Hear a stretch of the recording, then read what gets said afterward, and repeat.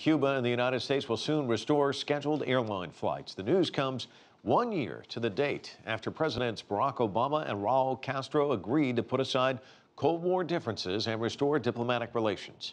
CCTV's Michael Voss reports from Havana. Today, the United States of America is changing its relationship with the people of Cuba.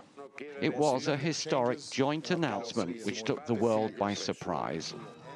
12 months on, and Cuba and the United States have reopened their embassies. They've reached deals on scheduled flights and direct mail services. They've also begun negotiations about compensation for U.S. properties which were seized after the revolution. I think that the most important achievements have been about engaging in a very intense conversation process. Normalization implies dialogue, implies negotiation. On December the 17th, 2014, Cubans took to the streets to celebrate the news. But for those cheering then, how does it feel now? This week, I went to visit this couple to find out whether their lives have changed at all since then. It's little by little. There is nothing dynamic. We do not see any fast change, but we are happy with what Obama did. Has your life improved at all in the last year?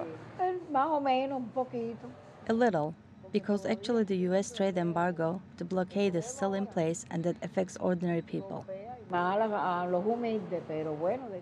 Cuba continues to insist that the U.S. must end the trade embargo before they can have normal relations. But the authorities here also appear reluctant to approve those deals that are on offer, from ferry services to help with expanding the internet. It's Cuba's private sector which so far is benefiting the most. There's been a constant stream of Americans visiting Cuba now that Washington has eased travel restrictions. From politicians and businessmen to the just plain curious. They can book private lodgings through Airbnb, and private restaurants are doing a roaring trade.